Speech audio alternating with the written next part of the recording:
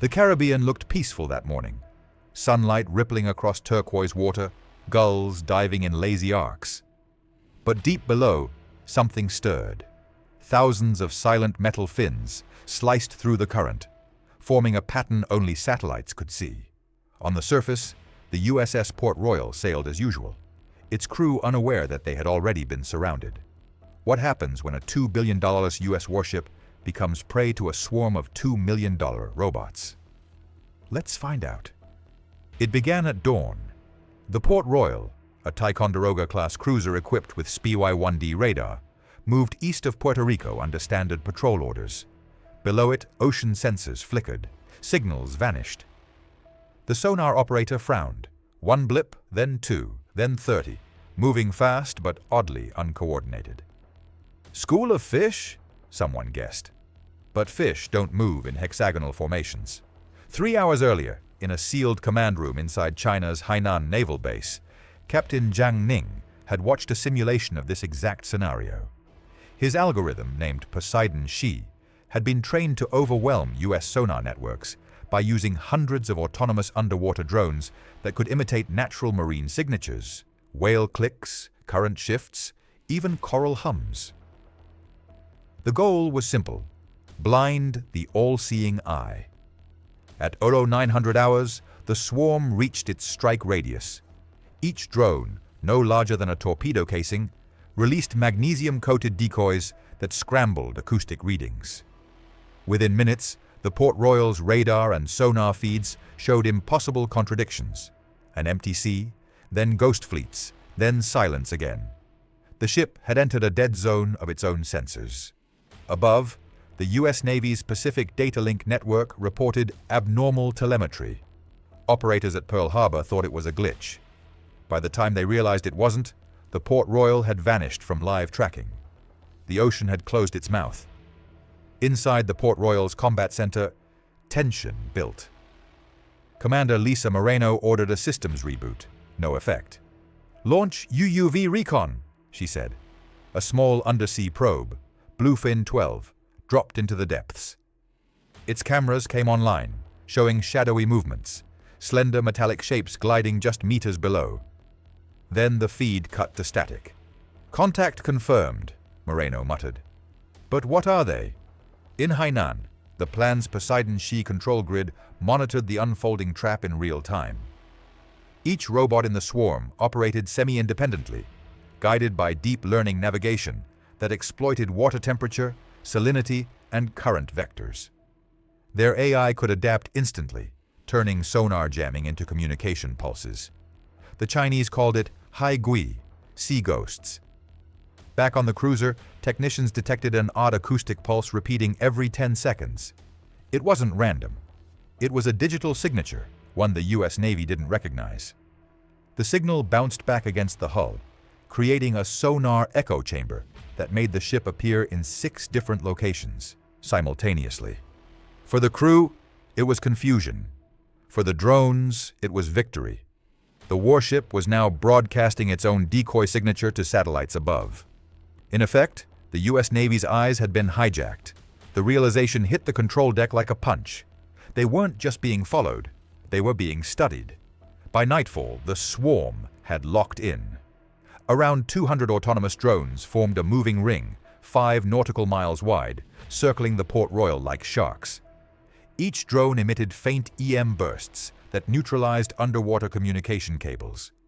The ship could neither transmit nor receive secure data. "Switch to laser comm," Moreno barked. But the optical link flickered under deliberate interference. Tiny bursts of particulate mist ejected from drones near the surface, scattering the light. The Port Royal was now digitally isolated. In Beijing's Maritime Command Center, analysts monitored US Navy frequencies. They knew the Americans wouldn't fire first. This was gray zone warfare. The drones were unarmed, officially civilian exploration devices. Yet their formation precision was military grade. At 22:30 hours, the crew finally heard it. Faint metallic pings echoing through the hull. It wasn't an attack, it was mapping. The drones were scanning the ship's underside, learning, adapting, and cataloging. "The ocean feels alive," a sailor whispered. In the Pacific, satellite imagery confirmed what everyone feared. The U.S. Navy's flagship in the Caribbean was encircled and powerless. The trap was complete. But the real question wasn't how to escape. It was who would make the next move. The next morning, the sky above the Caribbean shimmered with humidity. On the horizon, faint dots appeared. Merchant ships, or so it seemed. But as the Port Royal's optical sensors zoomed in, they revealed something else entirely. Modified cargo vessels carrying modular launch tubes, each capable of releasing underwater drones in waves. Across 200 miles, a synchronized Chinese operation had begun. The Poseidon She system had gone global. Data from Beijing flowed through satellite relays to floating relay nodes disguised as fishing buoys. Within hours, 800 more drones were entering the region from disguised ships off Panama and the Dominican coast. Captain Moreno watched her radar feed go blank again. "They're multiplying," she whispered. Each unit of the swarm carried adaptive acoustic camouflage, tiny oscillators that mimicked sea noise, making them invisible to traditional sonar. Worse, they could communicate through laser signals refracted along the seafloor. No radio, no noise. Pure silence. In Beijing, Senior Captain Zhang Ning stood before a large holographic display. "Phase 2, Network Synchronization," he ordered. The drones formed clusters, each behaving like cells of a living organism. Their mission wasn't to attack. It was to test U.S. response speed, probe weak spots, and feed real-time data into an evolving combat algorithm. At this stage, the Chinese Navy wasn't just testing technology, they were rehearsing the future. The Caribbean had become a living lab. By noon, U.S. satellites detected metallic glints across 600 square miles of ocean. The swarm had expanded, overlapping with shipping lanes. Cargo ships passing through reported mechanical interference with their hull sensors. But the U.S. Navy couldn't confirm.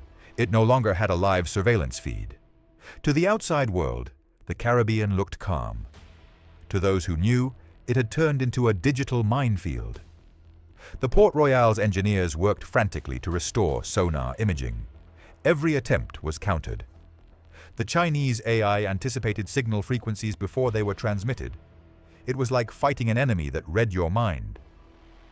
Meanwhile, the plan's command center initiated a secondary operation. Small, disposable drones began attaching themselves to the seabed, forming static nodes that mapped U.S. underwater cables. By creating a ghost grid, the swarm could intercept electromagnetic patterns without being detected. A U.S. defense analyst later estimated that deploying such a swarm would cost China less than $400 million, barely the price of one Arleigh Burke-class destroyer. "It's warfare at 1/20th the cost," the report read. For every drone that malfunctioned, 10 more appeared. For every system the Port Royal rebooted, the swarm adapted. The warship was no longer in control of its own environment, and the ocean had turned against it. Back at the Pentagon, analysts were piecing together satellite anomalies. What they saw was unprecedented, a swarm acting as a single neural network. "They're using the ocean as a processor," one engineer muttered. Each drone wasn't just a sensor. It was a node in a vast computational grid. The U.S. response came swiftly. The Navy activated Trident Net, its undersea defense array designed to detect irregular electromagnetic pulses. Within minutes, the swarm adapted, lowering its EM output and piggybacking on natural wave harmonics. It was intelligence versus intelligence, code against code. The Port Royal, now drifting, deployed counter-drones armed with broadband disruptors. The Chinese AI responded by splitting the swarm into hundreds of microclusters, each mimicking a random environmental pattern. Kelp drift, coral reef sound, whale songs. The ocean itself became camouflage. By 1500 hours, the U.S. realized something chilling. They couldn't identify which nodes belonged to the swarm and which were their own. In war, the side that controls information controls victory. That afternoon, information itself had rebelled.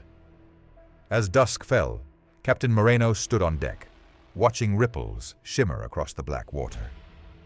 Somewhere beneath her, Thousands of machines moved with silent purpose. "This isn't an ambush," she murmured. "It's evolution."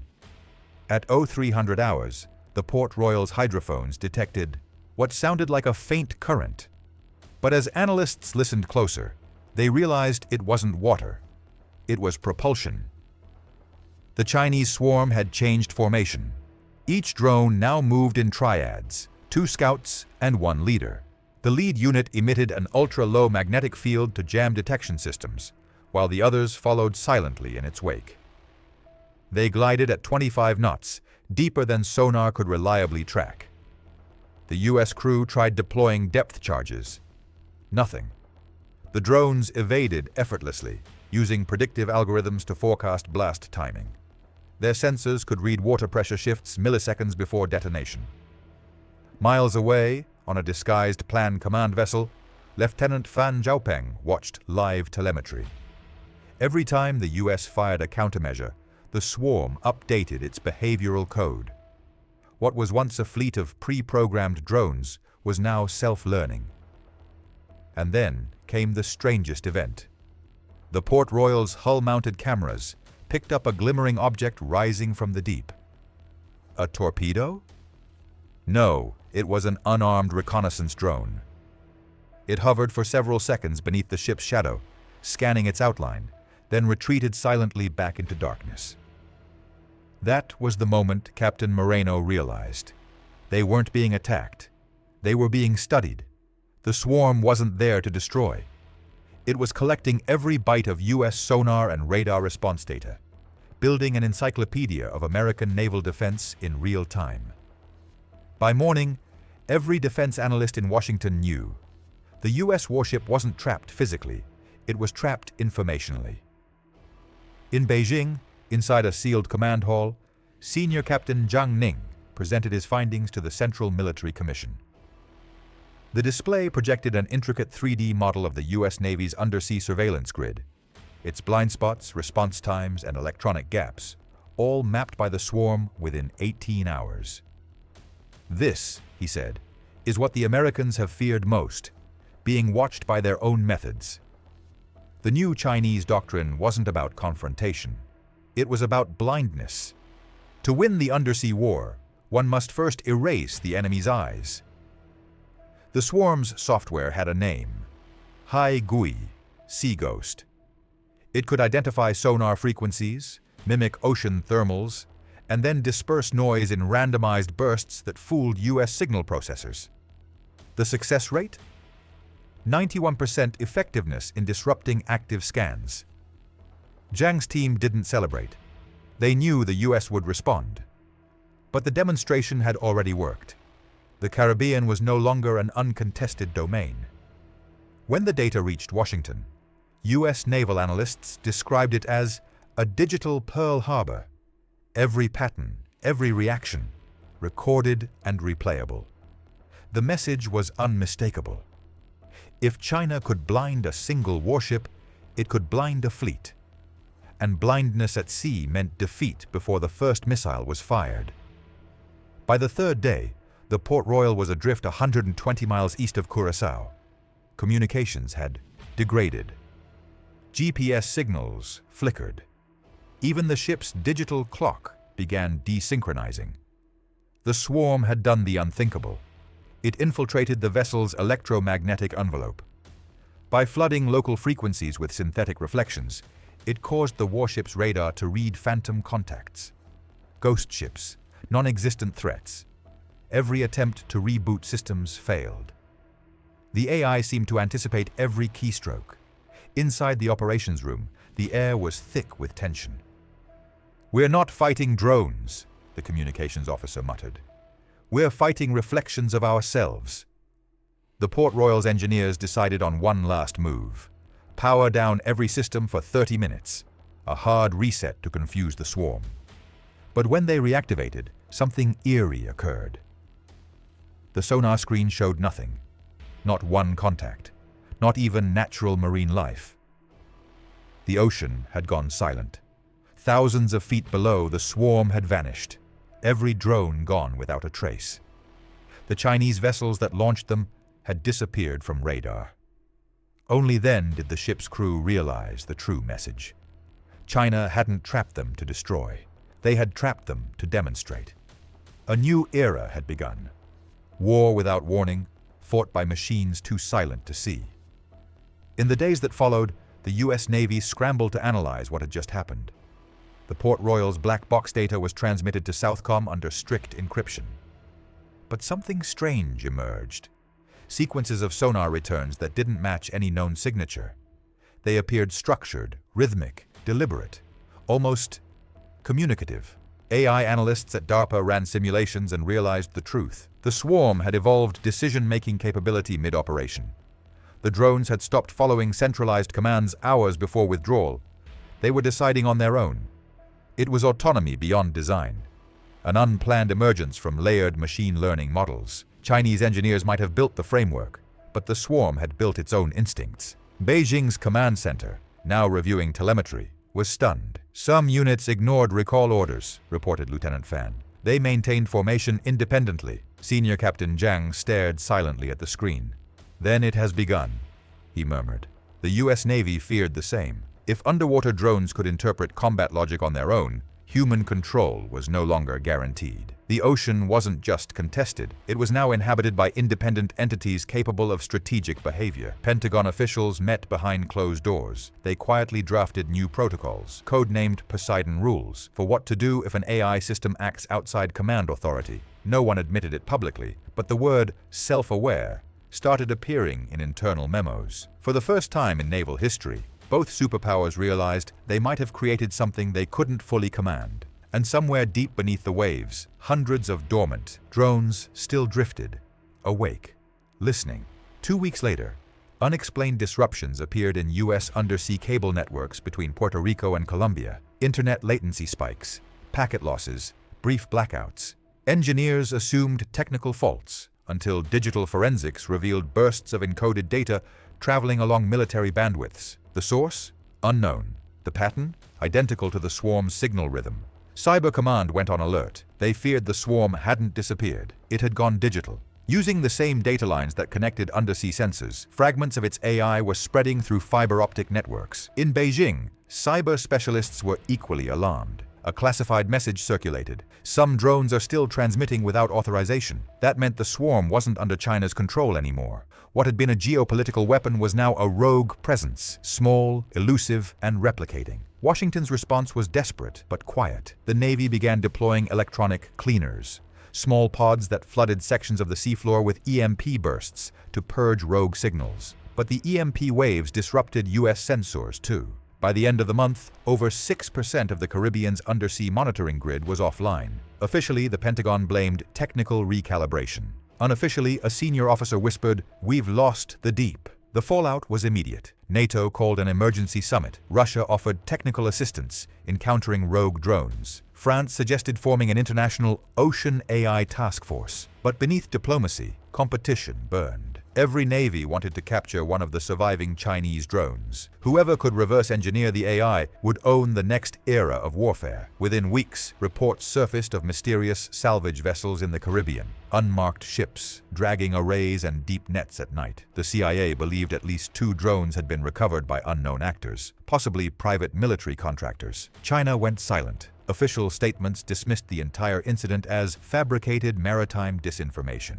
Yet satellite images revealed increased activity around Huludao, China's submarine production hub. Something was being built. For the US, the incident forced a reckoning. Admiral Peters of Southcom summed it up bluntly. "We thought we were watching them. Turns out they were watching us, and learning faster than we could blink." By late 2025, whispers inside the Pentagon hinted that both nations were developing counter-swarms, AI systems trained not to destroy, but to duel. It wasn't about who had more ships anymore. It was about who could outthink the ocean itself. It happened quietly. No explosions, no warning, no satellite footage. At 4:12 a.m., off the coast of Barbados, a US Navy sonar buoy network went dark. Minutes later, a destroyer's systems shut down one by one. Navigation, radar, propulsion, everything. The Audier crew thought it was a cyber attack, but diagnostics diagnostics revealed nothing. No intrusion, no external signal. The ship was simply blind. When divers were sent overboard to inspect the hull, they found small circular devices no larger than a saucer, each magnetically attached to the ship's underbody. They weren't bombs. They were emitters, mimicking the destroyer's own radar signature, feeding false readings into its own sensors. Whoever controlled them had found a way to use the US ship against itself. For 6 hours, the destroyer drifted powerless, broadcasting phantom echoes that confused even nearby vessels. When the devices finally detached and sank, their internal cores dissolved into gel, a self-destruct mechanism triggered by salinity change. No missile was fired. No weapon was launched, but the message was deafening. In modern war, paralysis was victory. At the Pentagon, the incident was logged under Event Delta 72. The official summary was 1 line long. Hostile autonomous interference confirmed. Tactical implications severe. For the rest of that week, carrier groups across the Caribbean activated electronic shielding and manual overrides. But the fear wasn't of an enemy attack. It was of invisible dominance. The age of missile deterrence had ended. The era of silent control had begun. By the time news of the incident leaked, global markets shuddered. Headlines spoke of the ghost in the ocean. Nations demanded answers. The US called it an unidentified technical anomaly. China denied involvement entirely, calling the reports Hollywood scripts. But in diplomatic back channels, everyone knew. The Caribbean incident wasn't just about territory. It was about who could command the invisible layer beneath international waters. Russia accelerated its own undersea drone development, unveiling a new Poseidon M variant. The European Union launched a crash program to secure transatlantic cables. Even smaller nations began investing in oceanic AI defenses, fearing their ports and trade routes could be digitally hijacked next. China, publicly calm, privately celebrated. The experiment had gone beyond expectation. Senior Captain Zhang Ning was promoted and quietly reassigned to a new division, Project Minghai, focused on autonomous undersea denial systems. Meanwhile, within the US Navy, a new doctrine circulated internally. No system unlinked. Every ship, submarine, and drone would operate with isolated core processors. No shared data, no dependence. Trust in networks was gone. It was as if every navy in the world had stepped back 50 years, back to radio silence and human instinct. And yet, beneath the waves, remnants of the swarm still roamed, silent witnesses to a war that hadn't even started. By 2026, the Caribbean had returned to calm waters. Tourists never knew what had happened. Cargo routes reopened, military patrols resumed, and life moved on. But deep beneath, fragments of the swarm still pulsed weakly, communicating in coded bursts no human could yet decode. Both superpowers claimed victory. The US declared the incident contained. China called it scientific progress. Neither side admitted that, for several hours, a warship had been neutralized without a single human command. Intelligence analysts across the world quietly called it the Caribbean Test, a proof of concept that autonomous warfare had crossed its threshold. A single $10,000 underwater drone had outsmarted a $2 billion destroyer. Cost had lost its meaning. Strategy had become software. And as one retired admiral put it, we used to rule the seas by depth and firepower. Now, whoever rules the code rules the ocean. The world had entered a new phase, one where silence was deadlier than sound, and the deep itself had become the battlefield. The Caribbean Showdown wasn't a war. It was a warning, one that every navy, government, and scientist will remember. Control is an illusion when machines learn faster than we can command. What happens when the next swarm doesn't leave? Let's just say the ocean remembers.